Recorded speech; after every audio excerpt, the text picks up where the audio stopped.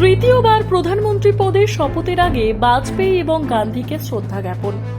মোদীর সঙ্গী রাজনাথ।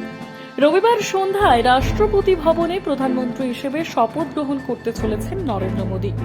একাধিক রাষ্ট্রনেতা অনুষ্ঠানে উপস্থিত থাকবেন। সকালে গান্ধী এবং বাজপেয়ীকে শ্রদ্ধা জানালেন মোদী। তৃতীয়বার প্রধানমন্ত্রী পদে শপথ গ্রহণ করতে চলেছেন নরেন্দ্র মোদী। রবিবার সন্ধ্যায় রাষ্ট্রপতি ভবনে সেই অনুষ্ঠানের আয়োজন করা হয়েছে।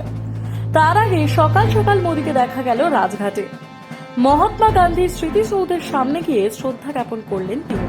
গেলেন প্রাক্তন প্রধানমন্ত্রী অটল বিহারী বাজপেয়ীর সৌধ সদৈব অটলের কাছে। সেখানেও শ্রদ্ধা জ্ঞাপন করতে দেখা গিয়েছে মোদীকে। তার সঙ্গে ছিলেন প্রতিরক্ষা মন্ত্রী রাজনাথ সিংহ। গান্ধী এবং বাজপেয়ীর উদ্দেশ্যে শ্রদ্ধা জ্ঞাপনের পর তারা রাজধানীর জাতীয় যুদ্ধ স্মারক বা ন্যাশনাল ওয়ার মেমোরিয়ালের কাছে যান। সেখানে পুষ্পস্তবক দিয়ে প্রার্থনা করেন মোদী।